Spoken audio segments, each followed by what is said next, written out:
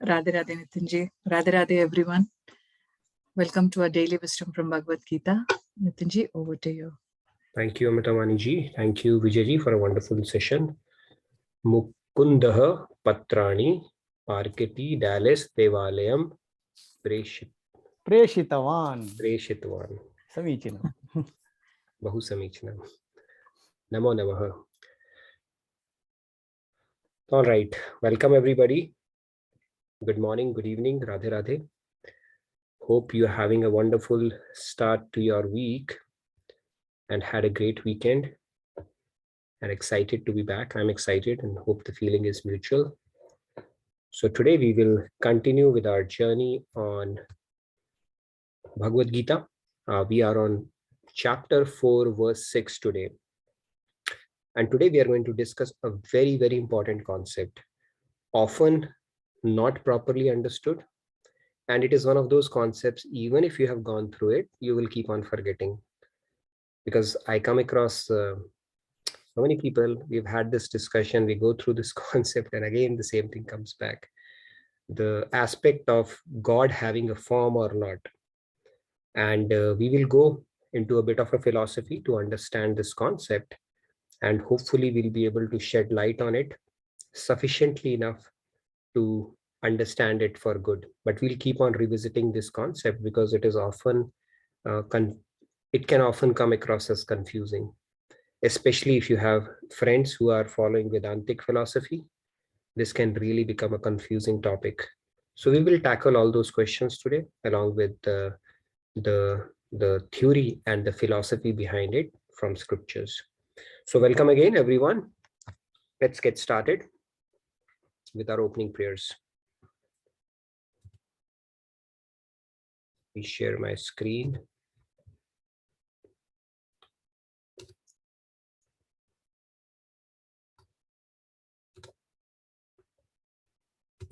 Audio, video, all good, Amritamaniji?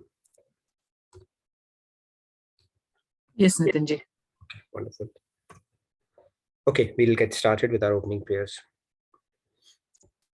Gurur Brahma, Gurur Vishnu, Guru Devo Ishwaraha, Guru Sakshat Parabrahma, Tasmai Shri Guruve Namaha. Vasudeva Sutam Devam Kamsa Chanuramardanam Devaki Paramanandam Krishnam Vande Jagadgurum. Krishnam Vande Jagadgurum. Radhe Radhe. Good morning, good evening, again, everyone. So let's get to our today's shloka, chapter 4, verse 6. I'm going to recite it, and if you have practiced and feel confident enough, you're welcome to follow. Ajopi sannavyayatma bhutanam ishwaropi san prakritim swamadhisthaya sambhavamyatma mayaya. All right, Amritamaniji, can pick up some participants. Yes, Nitinji. I'll just see. Okay. Ashutoshi, you can go ahead. Radhe Radhe. Ashutoshi. Radhe Radhe. Ajo api sanne vyayatma bhutanamishwaropi san prakritim swamadhisthaya sambhavamyatma mayaya. Very nice, Ashutoshi. Rupaji. Sorry. Radhe Radhe everyone. Radhe Radhe. Ajopi sanna vyayatma bhutanam ishwaropi san prakritim svam adhishtaya sambhavamyatma mayaya. Sambhavamyatma mayaya. Sorry. Well, very nice, Rupaji. All right, let's take a few more hands. Samji, please go ahead. Radhe Radhe, Samji. जी राधे राधे अजोपि संव्यात्मा भूतानाम् ईश्वरोऽपि सन् प्रकृतं स्वाम् अधिष्ठाय संभवायात्मा मयया Radhe Radhe Radhe Radhe. Thank you, Samji. Sambhavamyatma mayaya. No, it's a bit of a tongue twister. All right, let's take a few more. Riyaji, please go ahead. Radhe Radhe. Radhe Radhe. Ajopi sannavyatma bhutanam ishvaropi san prakritim swam adhishtaya sambhavamyatma mayaya. Very nice. Thank you, Riyaji. Radhe Radhe. Udayji, please go ahead. Radhe Radhe. Radhe Radhe, Udaji. Yeah, Radhe Radhe. Ajo api sanvyayatma bhutanam ishwaropi san prakritim swam adhishtaya sambhavyamyatma mayaya. Very nice. Thank you. It's Aja and Api. So when it's Sandhi, it becomes Ajopi, like that. So very nice. Thank you very much. All right. Shyamji, We'll take a few more hands. go Radhe ahead, Radhe. Shyamji. Radhe Radhe Radhe. Samji. Shyamji. Shyamji. Shyamji, yes. Ajopi sandvyayatma bhutanamrishi orapi san prakritim swamidhisthaya sambhavyatma mayaya. Radhe Very Radhe. nice, Shyamji. It's Bhutanam Ishwaro Api San. So Bhutanam Ishwaro Api San, it becomes. Very nice. Thank you. All right, we'll pick a few more hands and then we'll get started. Okay, I don't see any cameras on. All right, if you can turn on your cameras, then Amrita Maniji will appreciate it and will appreciate it as well. Thank you. Ramyaji, go ahead, please. Radhe Radhe Amritavaniji, Radhe Radhe Nitinji. Radhe Radhe. Ajopi sannavyayatma bhutanamishvaropi san prakritim swamadhishtaya sambhavamyatma mayaya. Wonderful, Sri Ramyaji. Very nice. Radhe Radhe. Lakshmiji, please go ahead. Yeah, Radhe Radhe everyone. Radhe Radhe, Lakshmiji. Ajopi sannavyayatma bhutanamishvaropi san prakritim swam adhisthaya sambhavamatma mayaya. Very nice. Radhe Thank you, Radhe. Lakshmiji. Radhe Radhe. Shrutiji, please go ahead. Yes, Shruti, please go ahead. Radhe Radhe everyone. Radhe. Ajopi sanvyayatma bhutanam ishvaropi san prakritim swam adhisthaya sambhavamyatma mayaya. Very nice. Radhe Shruti. Radhe. Wonderful. Radhe Radhe. All right. Do we have any more hands? I don't see anyone. I thought I saw Neetuji. Neetuji, So if you raise your hand, you're not allowed to lower it, okay? go ahead, Neetuji. I didn't do that. I think Amritavani didn't notice me. Oh, sorry. I'm so sorry. No, I'm just kidding. Sorry. Go ahead, please. Okay. Ajopi sanvyayatma bhutanamishvaro api san prakritim swamadhishtaya sambhavamyatma mayaya. Very Thank you. nice, Ji. So when you turn on your camera, you draw special grace from Krishna, okay? You'll realize it when you're reciting it. So very nice. Oh. Thank you. All Actually, right. Sumeshji's hand was also up, I think. Yes, I Sumeshi, you missed can it. quickly go ahead if you want. Ajopi sanvyayatma bhutanamishvaropi san prakritim swamadhisthaya Sambhavamyatma Mayaya. Very nice, Ramesh. Thank you very much. All right, so let's get started. Aja means unborn, api, although that's the word that was becoming ajopi. Sun being so, avyaya atma, imperishable nature, bhutanam, of all beings, Ishvara, the Lord, api, although, sun being prakritim, nature, swam, of myself, adhishthaya, situated, sambhavami, I manifest, atma mayaya, by my yogmaya power. So if you look at it, there's a word called sambhavami. I'm sure you know where else it is used. Sambhavami yuge yuge, that shloka is coming up as well. So the key thing here to note here is Lord is saying that although I am unborn, the Lord of all living entities, and have an imperishable nature, yet I appear in this world by virtue of Yog Maya, my divine power. He's not saying I take birth. He's saying I appear.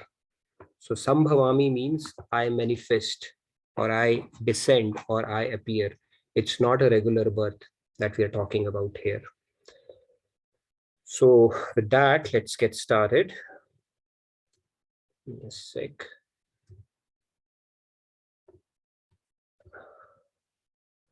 All right, let's get started then. Okay, all right, I got that WhatsApp message. I thought it's kind of an interesting trivia. So what is the significance of today's date? Does anybody know that? You can raise your hand and tell it's your birthday. That's perfectly all right. Yes, Lakshmi ji, it's your birthday. Oh, you have to unmute yourself. It is 22/2/2022. Yeah. Shri Ramya ji, you wanted to say something? No, same thing. 22/2/2022. Yeah, that's true. It's kind of an interesting for you. For us, it's going to be tomorrow. And I really liked it when I saw that in a forward. So Tuesday, it is not only a palindrome, but also an ambigram. That means whichever direction you look at it, it's going to read the same, which is kind of an interesting coincidence. By the way, my name is also a palindrome. Okay, I've been cracking that joke for a while. So NITIN, it spells the same backward and forward. So all right, so let's get started. Now, some people they're more comfortable with a formless God. They think and believe, and actually believe, not just believe, firmly believe that God, because God is all pervading, incorporeal and subtle, how can we put a form to God? How can we objectify God? How can we make it localized? Form is something which we can relate to the mortal beings like us. How can you attach a form to God, something which comes and goes? Form is not there always, like even an avatar comes and goes. So they would like to believe that God is all pervading, so has to be formless. Not just that, but to an extent that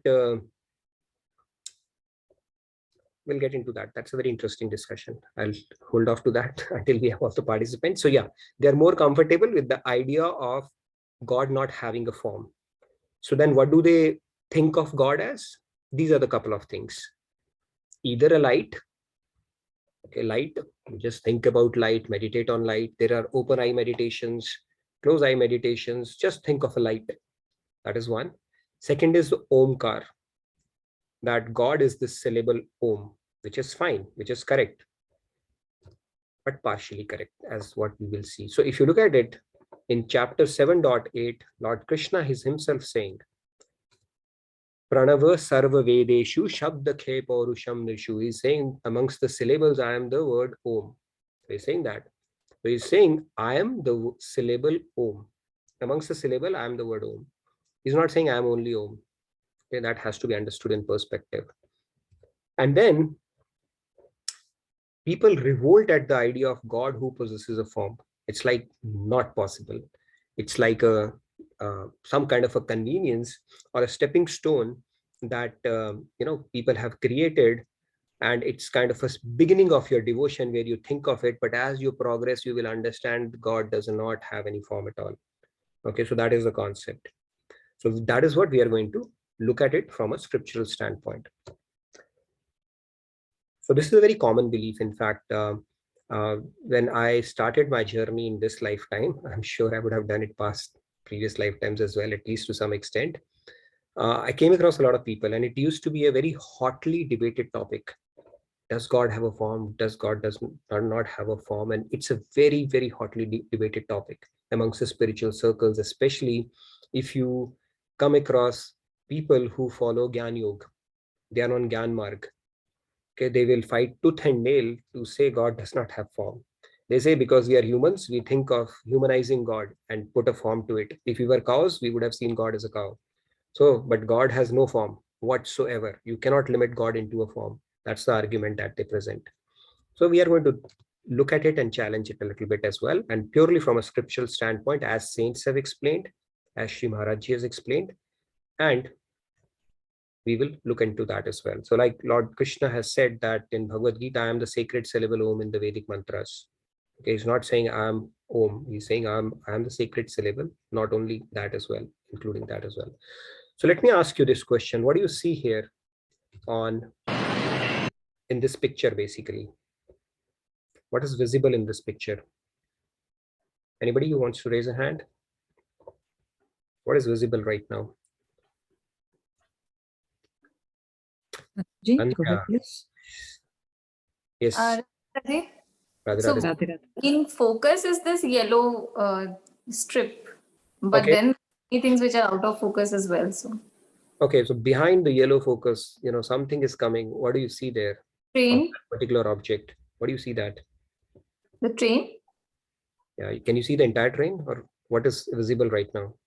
only the front, I mean the lights and the front side of the train. Lights are, so let's say you did not know it is a platform. Like in India, you see when you are at a distance, something is coming from a far off distance. What do you see? Just a shimmering light, right? Mm-hmm. Okay, great. Yeah, anybody else who wanted to say anything else on this? Light. Light. Light, very true. So just imagine this light that we are talking about now. Okay, so you see a light. So from distance, you will, okay, I can see a few other hands. Yes, please. You have something to add. Preeti ji, go ahead, please. Preeti ji? Yes, Radhe Radhe, it is just the light. So that gives a hope, the proverbial hope that there is a light at the end of the tunnel, maybe. Yeah, and it gives us a hope that if you start approaching that tunnel, you don't see a train coming in the opposite direction, right? So true. Very true, very true. Very nice. Radhe Radhe. Radhe Radhe. Thank you, Preeti ji. Yes, I can see. Joanne ji, go ahead, Hi, Joanne. Radhe Radhe. Okay, so I was looking at the light, of course, but I also see the people in a platform. They're waiting for the train. So it's like symbolic that we're all waiting for the light at the end of the tunnel. I don't know, just a thought. Yeah, that's fine. Yeah, I know those are more of a background. I wish I could have found a picture where I just had a train in focus. But yeah, we see a light. We don't see the train in its full glory. But let's look at it now as it approaches.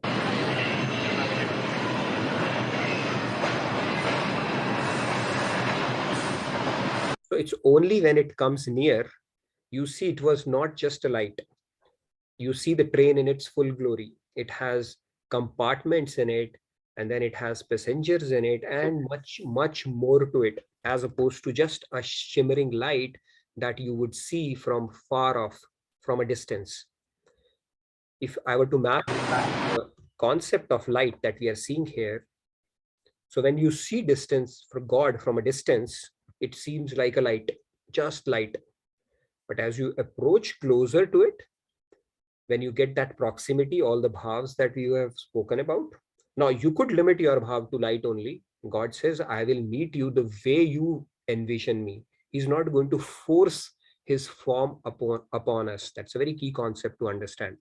If you are a firm believer that God is only light, and that is what you worship and meditate upon, God will meet you as a light only. God is not going to say, no, by the way, you thought I was light, but got you, I actually have a full form. No, he will meet you as a light only. But when you go closer, when you understand more, that is when you understand there is much more to that light, as you can see in this case of this particular train. It in its full, it's again like when you look at a sun, You can worship sun rays, you can go to the surface of the sun, or you can get into the core of the sun. All options are available. And whichever way you worship, and first of all, it has to be backed with an understanding as well. If you think light is all there is to be about God, and that is your firm belief, then that is what you will end up meditating or worshipping. And that is how you will meet God. But then if you understand what our scriptures are telling us, as we are going to look into in today's session, then you will understand God has a form as well.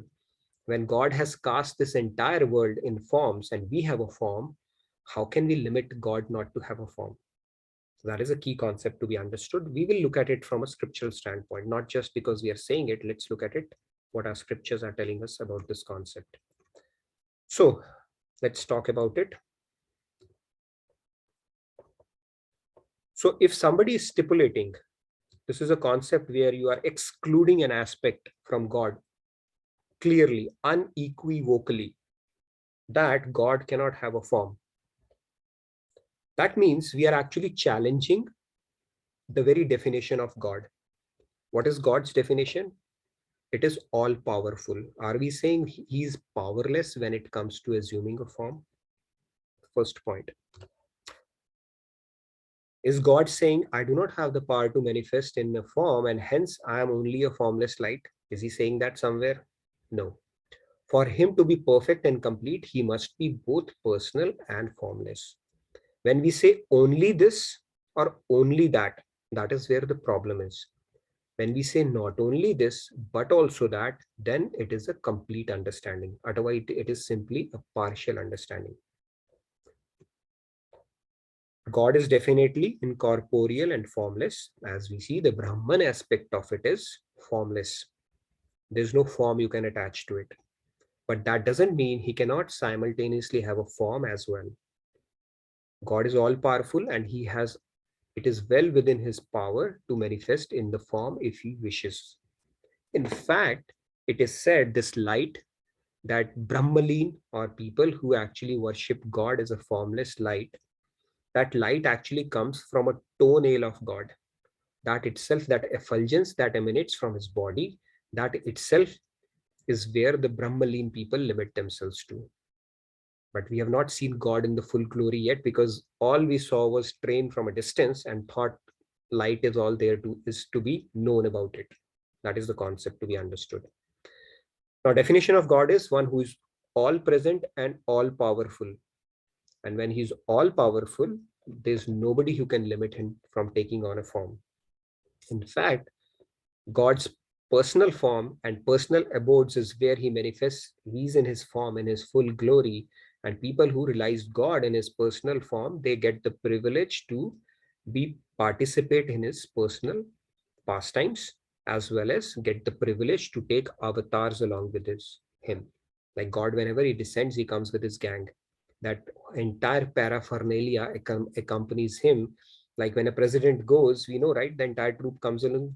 If a president goes, everybody, all the ministers and cabinet secretaries and other people who need to be traveling with him, they do that. Similarly, when God comes, all the souls who have actually perfected their devotion and part of God's abode, they come along with him. And then also the souls which are on the tipping point or the threshold of perfecting their devotion, they also participate. So that is where God has a form and he takes on an avatar in his personal form. Now let's look at it, what Brihadranya Upanishad says. It says, Dveva Brahmano Rupe Murtam Cheva Amurtam Cha. Okay, it is directly from Upanishads. What it says is God appears in both ways, as the formless Brahman and as the personal God. This is coming directly from Upanishads. They are both dimensions of his personality. Furthermore, let's look at it from another reference from our scriptures, which is from, again, the same Upanishad. It says, Yastu Nirguna Ityukta Shastresu Jagdishwara Prakriternya Sanyuktair Gunair Hinatvamuchate.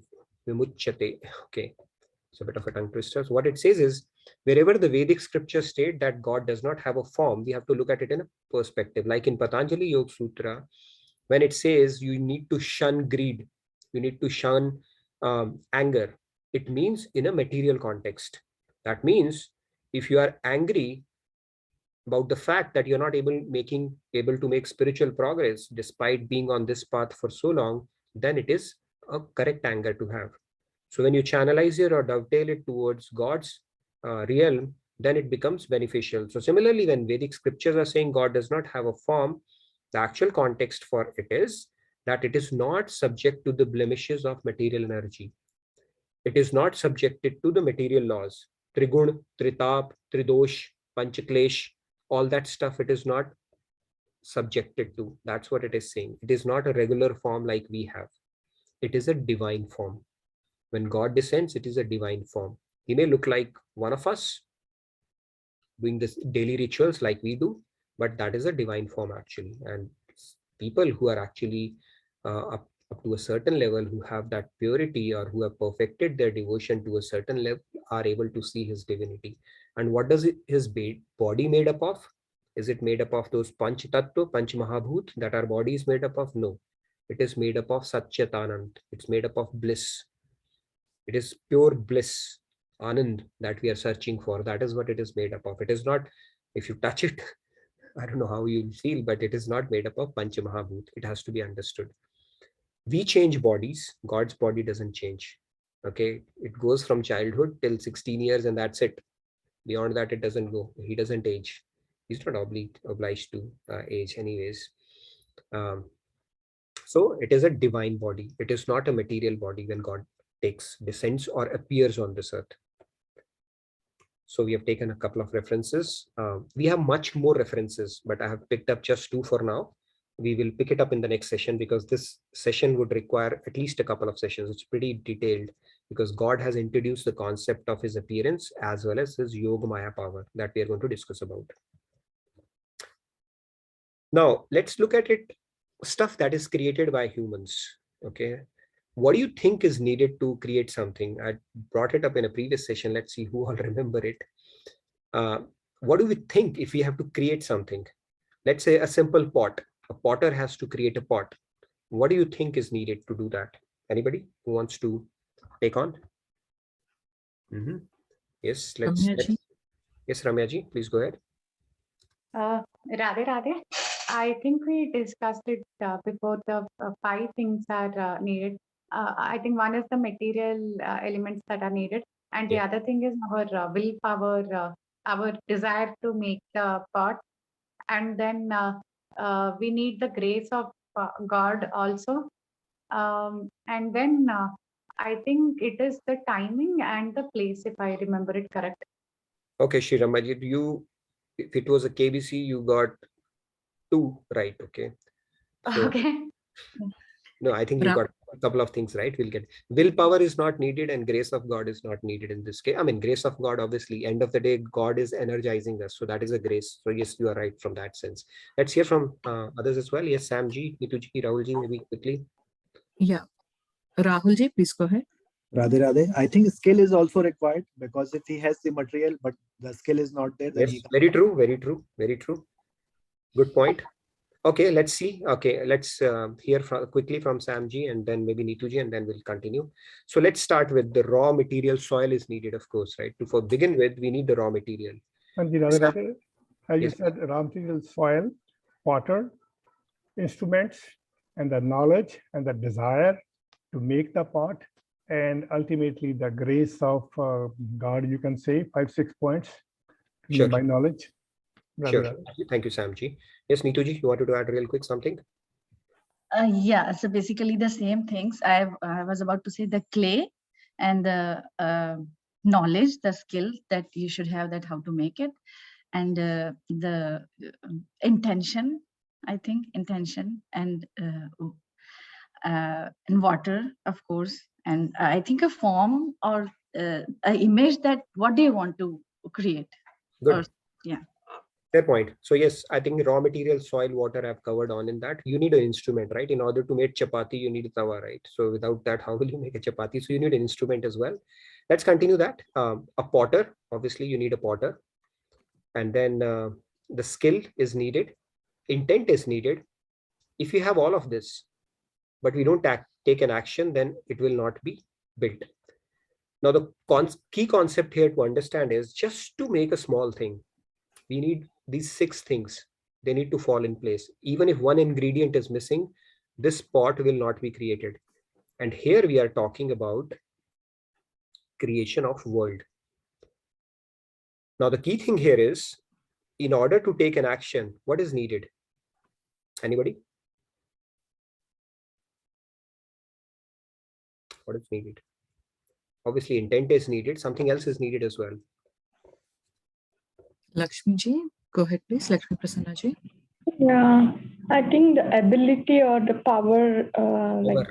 I like power. Yes, you need some energy. Some action is needed, right? In order to do action, you need energy for that, right?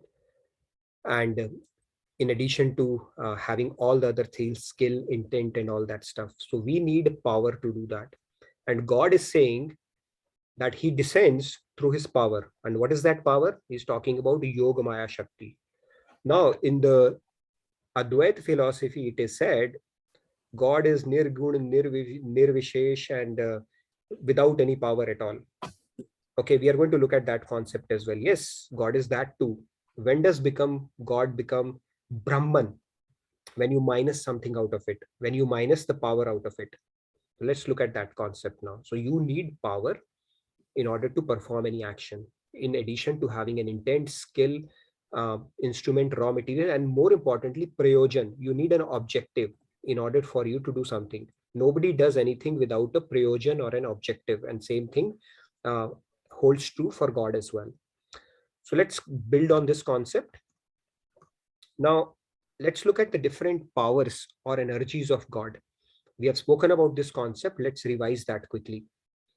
So this is God. The first one is called his Maya energy. It is his inert energy or Jad energy, which is insentient. It does not have an intellect, mind, or senses to do any action. It is inert. It is energized by God. It is also called its inferior energy or Bahirangi energy. That is Maya. That is the first entity or the element.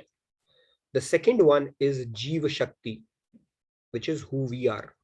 We are actually part of his Jiva Shakti. It is also called his sentient energy or his Tatastha Shakti. That is the second element that needs to be known. And the third one is Swarupa Shakti, which is his Parashakti, Atarangi Shakti, or Yogamaya power that God is talking about. The Yogamaya power, it is through his Swarupa Shakti, he is able to descend in this world. And it is using his Swarupa Shakti, he is able to create everything around. So God also has energy like we all have. The other day we were discussing whether we came first, God came first, did God create us, did we get created by God? First God came, then came Maya. No. When God has always been existing, he's the cause of all causes. If there was something which was cause of God, that would have been God. He's the cause of all causes. This concept is not very intuitive, right? It's like a bogie pulling another bogie, and then finally there is an engine. There's no engine pulling another engine. So that thing is God. He's cause of all causes. So God did not automatically create himself. He always existed even before time existed. And after time ceases to exist, what exists? God exists. And when God exists, all of his energies exist as well simultaneously. And that is one relationship different from a material relationship, even though he's our Parampita, right? Because of the relationship that we have, not because he's our father, he created us. Parampita is because he's the basis of our life. He's the energizer or even of our soul. He's the super soul of our soul. And here the father and son are of the same age, if we were to look at it from a material standpoint. Okay, so, and that is where the competition ends. So nobody's came before and after. All these entities have always existed for as long as God has existed. It's not like God was created, then he created his energies. His energies have always existed along with God. Same thing goes with us as well.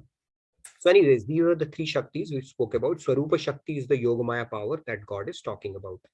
Now let's look at the genesis or fundamental or the building blocks of Swarupa Shakti. It has three aspects to it: Sat, Chit and Anand. You might have already heard about it. Another name for God is Satchidanand. A lot of people, their name is Satchidanand, which is a very nice name. Now, if you were to call God as, okay, Satchidanand. So this Sat is Sandhini Shakti. This enables form of God. We spoke about the concept of God having a form. It's a Sandhini Shakti of his Swarupa Shakti. I hope you're with me. We're getting a little deeper into philosophy. So this enables form. If this was not there, if you minus it from God, it becomes Nirakar Brahm, the light without energy God. That is Nirakar Brahm. So yes, you can actually worship that as well. That is also God, but it is not understanding God in its true glory. It's like limiting. So that is the Sat Shakti part of it. The second one is Samvit Shakti, which gives the sweetness and the friendliness. Like when he takes on an avatar, all the sweetness, friendliness that you see in the different bhavs, the Chitta Shakti, Samvit Shakti is actually responsible for it. And third is the Anand, which is Hladini Shakti. Hladini Shakti is responsible for the bliss element of God. Now, if you were to call it God as Chidanand, that is also right, because Sat actually rolls into Chit. And if you simply call God Anand, that is also a complete definition of God, because God is bliss. God and bliss are synonymous actually. So there is technically no atheist. Is there anybody who's seeking misery? The answer is no. Regardless of which nation, creed, religion, planet they are from, everybody is seeking happiness, which is the eighth wonder of the world. Probably after Taj Mahal, I don't know. But everybody is seeking bliss, and that is because God is bliss. So technically nobody is an atheist. You may say I am atheist, I don't believe in God, but if you are seeking bliss, you are actually seeking God only. It's like somebody calling Papa Papa and somebody calling Papa Mummy's husband. It's both the same. So if you are seeking bliss, that means you are seeking God. It's as simple as that. So the Sandhini Shakti, if you take that off, which is part of Sarupa Shakti, then it becomes Nirakar Brahm. So Yogamaya power, with Yogamaya power, God is able to manifest himself in this world, and God is able to even do the creation. That is what gives him power. Yes, Shamji, you had a question on this? Radhe Radhe. Radhe Radhe. I have a small doubt. If people who worship God as formless, and when we say Satchidanand or Sandhini form, then they are not worshiping God in the true sense. Is that so? No, they are worshipping God. They are worshipping a limited aspect of God. That's not true sense. That means they are missing something out. No, they would. You can realize God as a light also, but you will not get an opportunity to serve him or build a personal association with him. That's all it is. Yeah, because when I was with BK Brahma Kumaris for a certain amount of for a year, they worship as a light. They do not see because for them the God is not everywhere. Because if God is here, he can't be there. No, as far as I recall that. That means God is not powerful. You are subjecting him to material laws. God can be simultaneously present everywhere, and at the same time be descending, and at the same time noting down your karmas. He can do that simultaneously. He's not like us, you and I. That's a key concept to be understood. We have to worship God in the form only, some form, whatever suits us. It is your choice. It is recommended actually to do form. I will quote a Bhagavad-Gita shloka in 12th chapter. If you there, it says klesho dhiktarestesham avyakta sakta chetasam. Lord Krishna is saying, if you do formless, first of all, it is difficult to explain, even more difficult to understand, and just forget it if you could follow it. Basically practice it, especially in Kali Yuga. So formless, first of all, our mind is habituated to forms. What will you think about in formless? You can do that. Technically, you can do that. But this is not a path which is recommended in the age of Kali, because it is increasingly difficult to do. How would you meditate on something you can't even build a rapport with? It becomes very difficult. And Harinam Sankirtan is the way in Kali Yuga. Multiple scriptures have said the same. And how will you build a relationship with God if you just think of him as a powerless light, just light, that's it? It becomes difficult. That's what it means. But if you want to do that way, sure, a lot of people do that. I don't know where they go, but you can realize God is a light as well. Technically, nothing prevents you from doing that as well. Radhe Radhe. Okay. All right. Yes, Naranji, you had a question as well. It's a very interesting topic. Radhe Radhe, I can wait actually if you're sorry. Yeah, we'll get into the discussion if you can park your question. Sure, sir. I'm sure we'll have a good discussion around it. Sure. Thank and you. then, Sorry. yeah, and this Ananda Shakti, Hladini Shakti is the supreme or the divine bliss of God, which we have been talking about in Madhurya Bhav. When you go to the topmost Bhav, that is the Shakti that God gives you, that divine bliss we are talking about. So anyways, now let's move on. Oh, okay, am I getting into the discussion already? Okay, this lady, I like this. This is also a WhatsApp forward. Okay, so look at this lady. She looks really cool, okay? And then she said that she went to a doctor and he said, I had only 6 months of life left. Doctor told her, you only have 6 months. Guess what she does? She shot the doctor and judge gave him 20 years. That's how she got more life. So the point here is, our intellect is limited when it comes to understanding things beyond its knowledge and experience.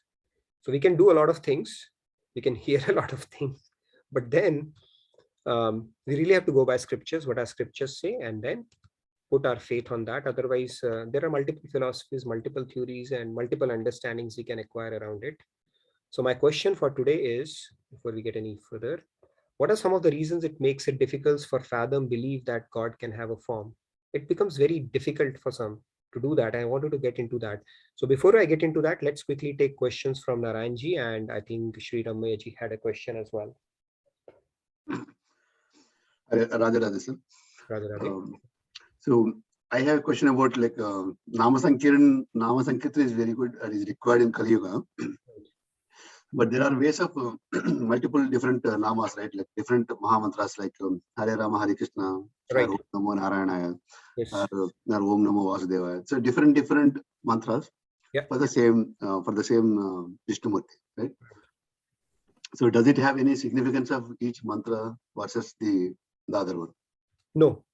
If you ask me, let's pick up this topic when we talk about God's avatars, and I'll pick up the most popular or the frequent avatars that God takes, Ram avatar and Krishna avatar, and we'll talk about God names and mantras. If you ask me, is there any difference? No. Whichever Ishtadev you have, God, it will have the same result. The rasa or the mellow may vary, but no difference whatsoever.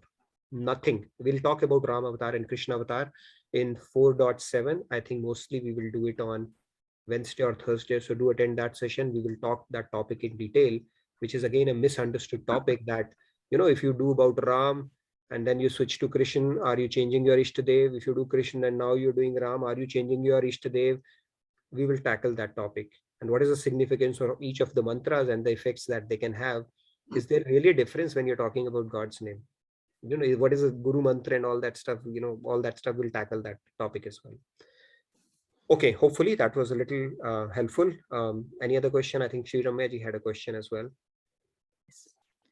Ramyaji, yes, you can go ahead, please. Radhe Radhe. So Radhe. my question was, they've also discussed that God resides in our heart as a Paramatma, like within the soul. Yes. So he's in which Shakti should I see God as Tat or Chit or Ananda? Like he's formless as Paramatma, right? Like how do we see God there as a witness? Very good topic. So this is due on tomorrow. We are going to discuss a different topic. Wednesday, I'll get into the 3 forms of God. Our scriptures tell us that like water is water, right? At the same time, water can manifest as an ice at a certain temperature. Water can manifest as a vapor at a certain temperature, and water can be water in its original form. Now, when it comes to quenching your thirst, if you take ice, will it quench your thirst? It will not.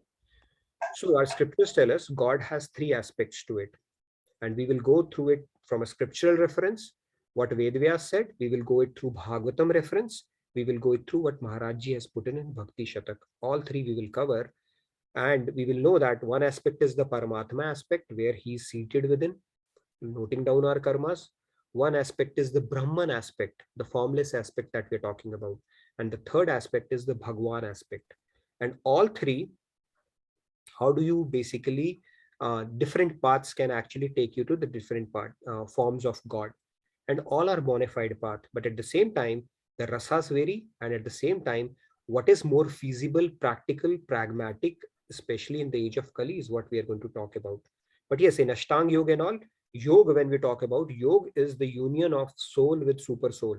So in Ashtanga Marg, on the yogic path, what you're trying to strive for is union of your soul with super soul. That is the Paramatma, which is actually Kshiro Dakshai Vishnu, the third expansion of Lord Krishna himself.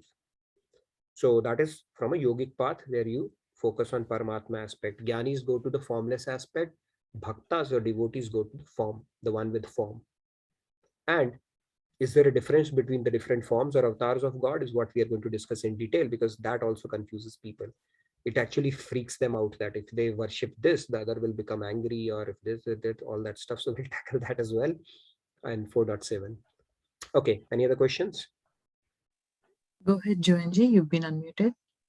Radhe, in answer to the question, I believe, and I don't know, but I am just putting it out there, that some of the reasons why it might be difficult to fathom and believe that that God has a form is because we have not seen God through our eyes. We have only heard of him through our scriptures, and we see different deities, different murtis in as a manifestation of God. So I think it's hard for us to zoom in on one form of God, because he can manifest in so many different forms. Yep. That's just the thought process. No, that's fair enough. I guess that's so very true. And in fact, we will talk about the formula to see God. Maybe we'll bring it up in our session this week. What is the scientific formula to see God? And whoever follows that formula will see that, and then you can come back and say, no, I followed that, but I didn't see it.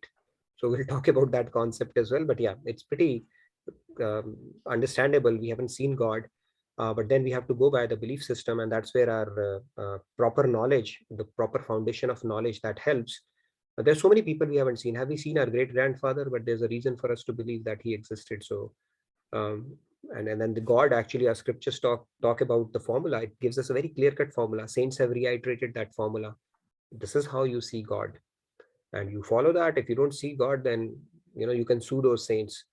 But the onus is on us actually to follow that and then see what happens. Let's hear. I can see a couple of other hands. Please.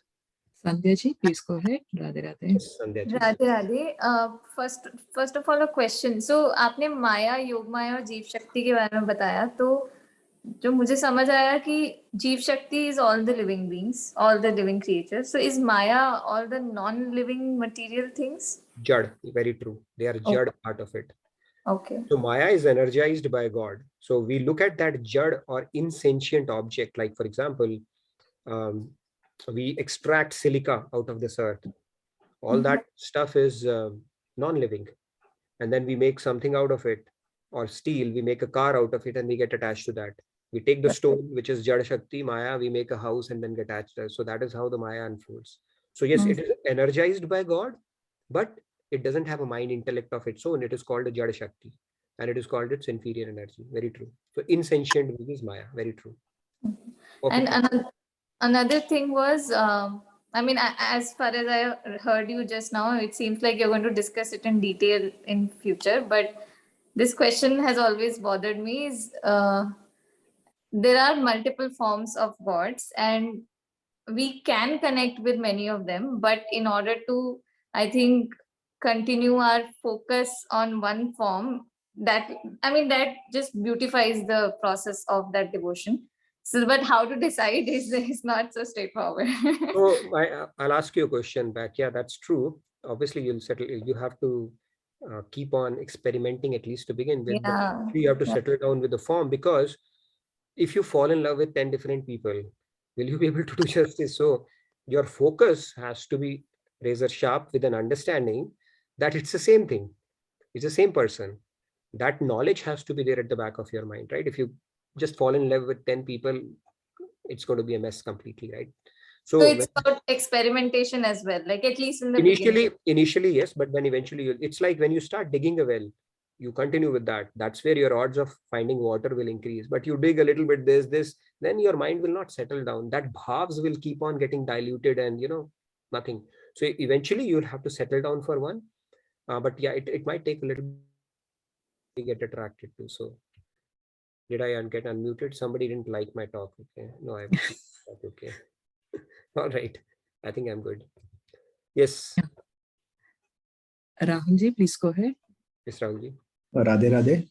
I think one of the major reasons is like lack of complete faith, because we gather some incomplete information from multiple resources starting from our childhood, and we don't know actually what the correct knowledge is. Very true. That is why it is important to hear from a Mahapurush or a saint like Maharajji or Swami. Very true. Very true. Yeah, if we keep listening to our mummy, nani, dadi, right, then it will be a complete mess. My mummy is listening, by the way, here. But yeah, it has to be heard from a saint, from a bona fide authority. And only it will help you get the correct knowledge. Otherwise, it can actually be confusing and will cause more confusion, more questions than answers for sure. But once you hear it from a saint and you know it with a scriptural reference, and multiple saints have reiterated it, that's it. You can actually put a stamp of authority that I'm not going to doubt it. That's a firm thing in my head now. You don't need any more proofs than that. So that's how we get that. Yeah. So why is it? I mean, let's hear. I think I can see Shyamji and Padmaji as well. It becomes so difficult for us that God cannot have a form. I mean, or any other thing that you want. Yes, Shyamji. Go ahead, Shyamji, please. You said Jnanis take the formless route, and Bhakts take the form route. So, is there a difference between Jnanis and Bhakt, or who is superior? Are they superior or inferior? What is the best route? You're asking like Arjun now. Okay, so let me pick up those shlokas tomorrow. Arjun asked the same thing, and Lord has actually answered it. So when God gives his opinion, means he's telling the fact, and he's actually very clearly says the one who approaches God with devotion, bhakta, is a superior. Very clearly he said that. So bhakti is, I'm telling you this, bhakti is the top path.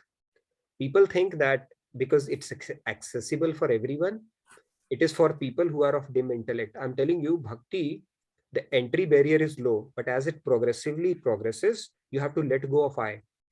It becomes difficult, and actually this is the only way to God realization in Kali Yuga, and it is the topmost path, more dearer to God. Bhaktas are very priya to God because he takes care of them. Jnani says I, your I will be there. I'm doing on my self effort and everything is I. So then it's like a double-edged sword. It's not there. So, and then you have to get rid of that I. It becomes increasingly difficult in Gyan Marg because you are saying I'm doing it on my own strength. And in Bhakti, you say I'm Billi ka bacha. Mother takes control of you. In Gyan, you becomes Bandar ka bacha. The child, the onus is on the child to hold on to the mother. Otherwise, the child will fall down when she jumps from one branch to another.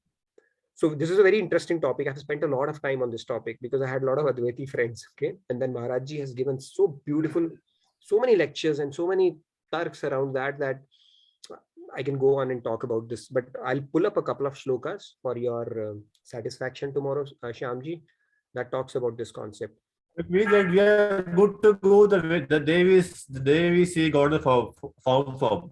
And Jnanis have to really toil hard for them to see God. True, and then Jnana finally the moment to see God, we are perfect.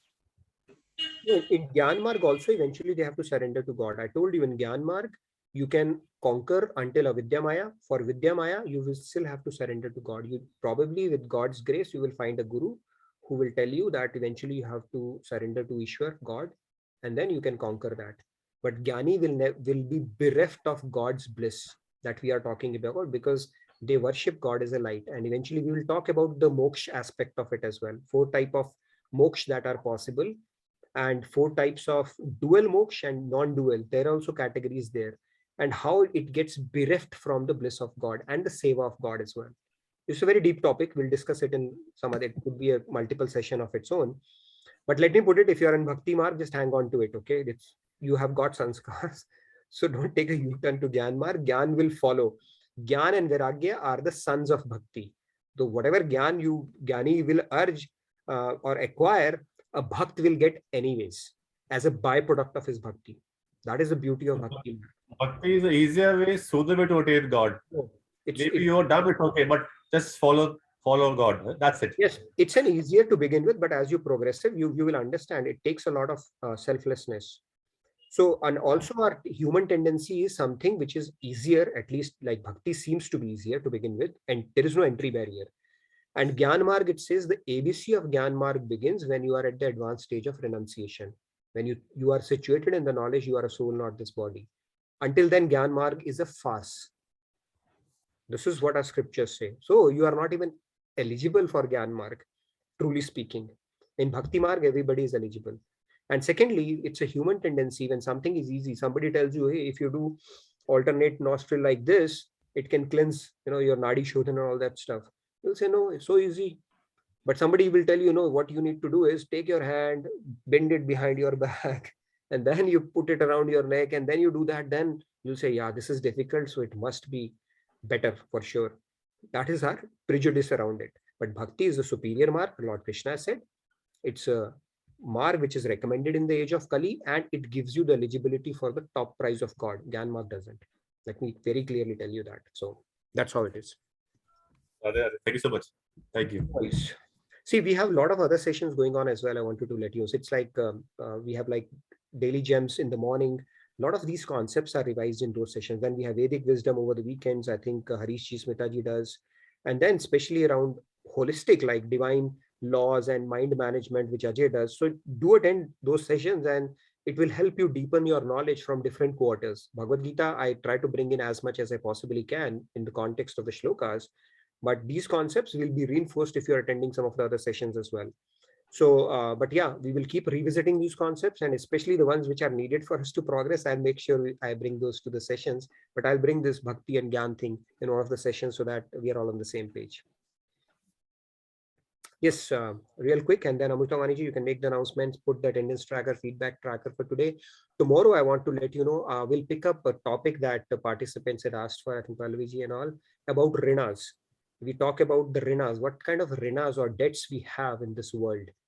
And till what point do they apply to us is what we will discuss tomorrow a little bit. And then let's hear from the remaining participants before Amrita Maniji, or you want to make an announcement, then we can pick up an participants. Yes, there are a few announcements. I'll make them real quick. Sure. So this weekend, we will be having Mahashivratri celebrations.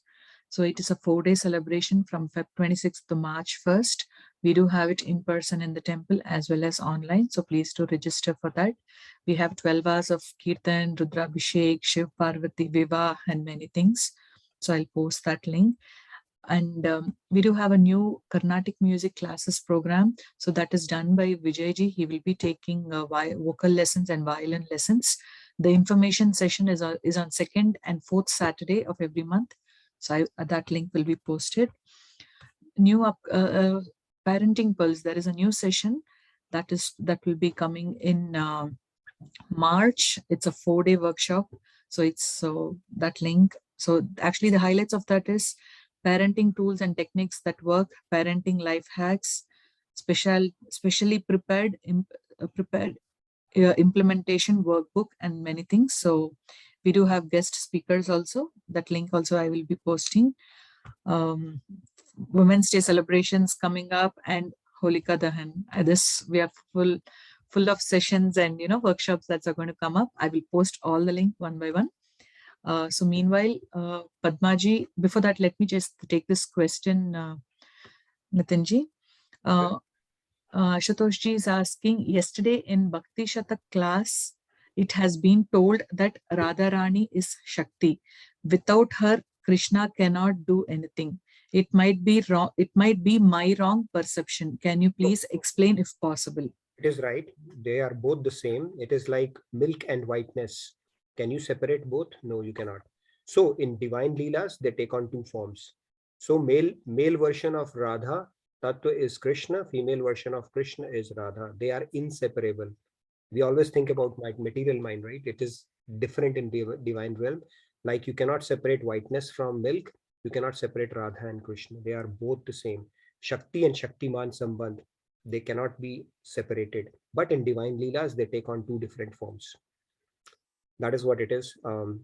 Hope that answers a bit for your question. And we can probably discuss about that concept as well. I spoke about it in one of the previous sessions, but we can bring it back again. Sanjay, if I'm right, there is a prayer also, right? The starting prayer, it says Haladini Shakti Rupini, right? When we say in the temple, we do have that prayer. Yes, so there is a Radha, it says, Vande Vrindavananandam Radhikam Parameshwarim Gopikam Paramam Shuddham Ladini Shakti Rupinim. So Ladini Shakti that I spoke about in the previous slide, this slide, Ladini Shakti of bliss, that essence of Ladini Shakti is Radha Tattva. It's a very, very deep topic. So a sense of that is Radha Tattva. God is actually subservient to his Shakti in divine Leela, but this actually the essence of God is bliss, and a sense of bliss is Haladini Shakti, and a sense of Haladini Shakti is Radha Tattva.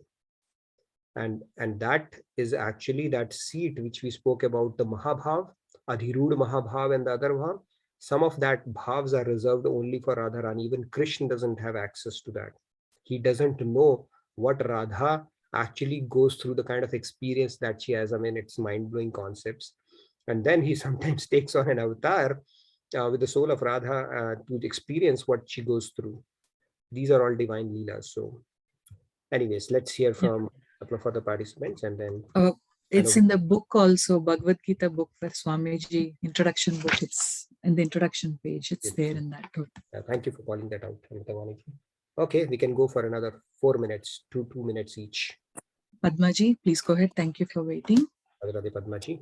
Radhe Radhe. So 2 things. I'll expand this on the portal, but I think since we are so conditioned from birth to perceive something that we can only see through our 5 senses, even when we come to the spiritual realm and when you're in the spiritual path, we are immediately conditioned to see God in the way that we can perceive, and that's how we think.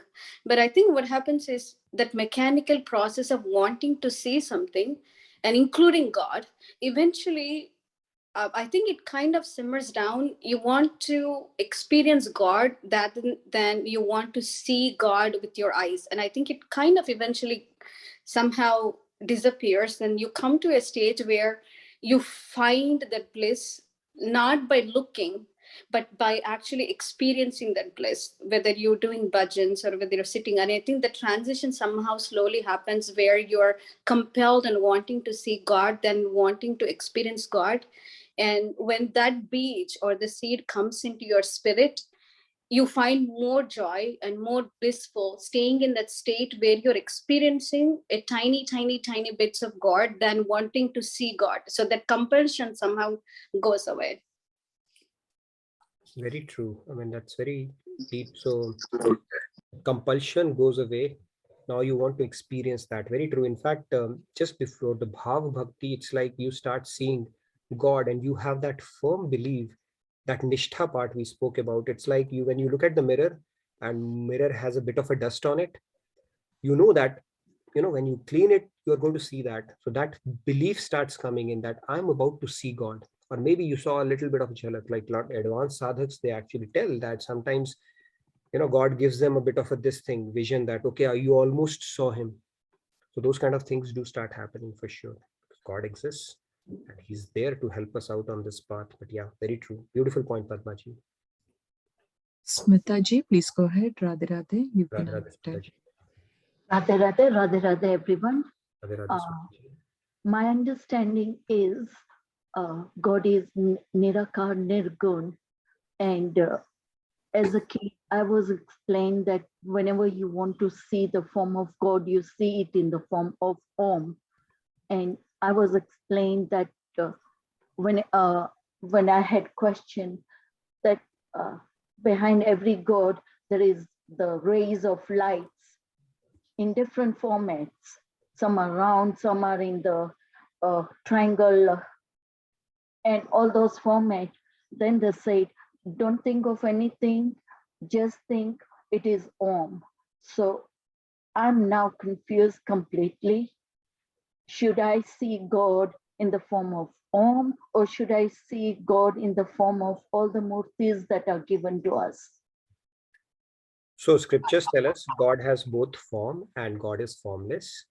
Now, based on your past sanskars and your past practice, you may have an affinity, propensity, preference for a certain thing, which you can continue. But if you're asking me what is the correct knowledge, I have already told that to you, because it is coming directly from scriptures as told by Sri Maharaj and reiterated by multiple saints, including Jagadguru Shankaracharya, who is a big proponent of formless. He has actually written Bhaj Govindam, and I'm going to quote some of his verses in our, I think, Wednesday session, where he's talking about the form. So God has a form. If your intellect is not able to digest that, maybe it will take a bit of a while if you've all done that throughout your life. But if you're asking purely from a scriptural standpoint, God has a form. Light is fine, but then light is something that is just an aspect of God. His effulgence, let's say you saw his body's effulgence only, but when you got closer to him, it has a form. Our scriptures are telling it very clearly. It's coming directly from scripture. And if somebody is telling you that God doesn't have that triangle and all that stuff, you can request them for scriptural references, and that will clarify your doubt around it. Because the only way to validate these things is through scriptural references and coming in from saints. Otherwise, it's like my word versus your word. We all have opinions, right? So if world were to go by opinions, everybody would have an opinion. The world has to, especially the spiritual journey, has to go with principles. Principle is like a law of gravitation, always exists. Opinions are like gravity. It can vary from place to place. So if you go purely by scriptures, it has a form, but you have to continue with the practice that is more natural to you, because you've already started digging a well. But if you want to really progress and take the next step, and you really want to get into the crux of it, then scriptural knowledge says that God has a form, and you have the Ishtadev, you can actually go with that as well. Hopefully I didn't confuse you more and answered at least a part of it.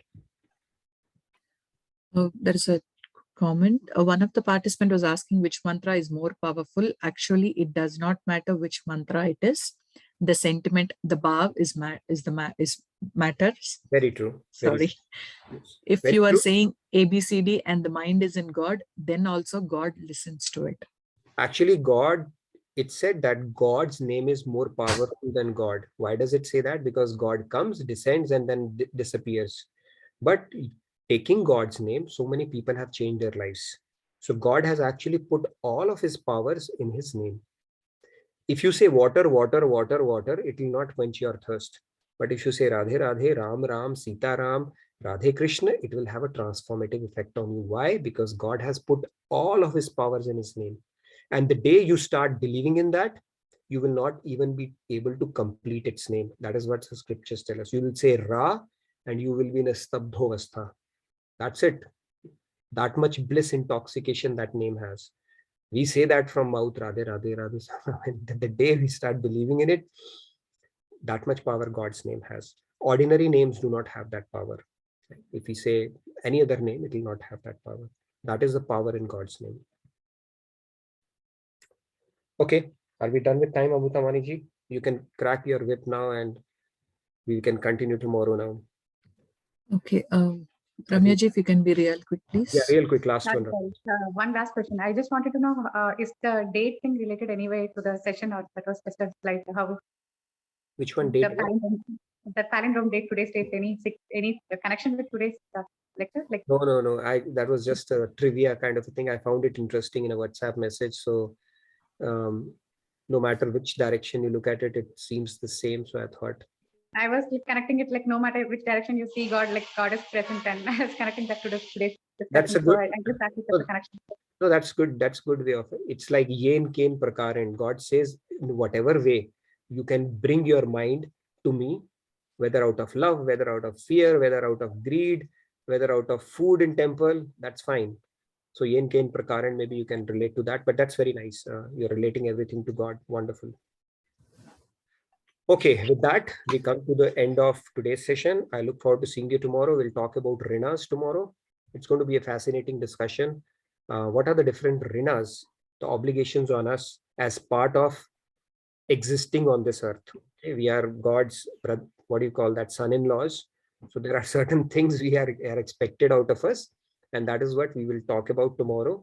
And get into that discussion, and then we will continue on this discussion Wednesday, where we will bring in some more aspects to the God's forms, and look forward to those sessions as well. So let's do our closing prayers then.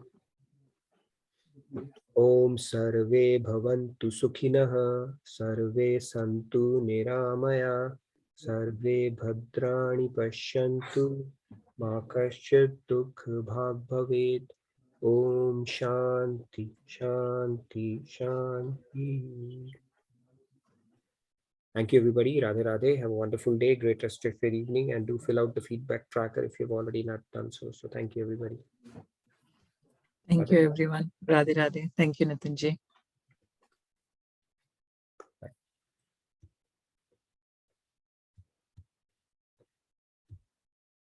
I'll be closing the bridge now. Thank you, everyone.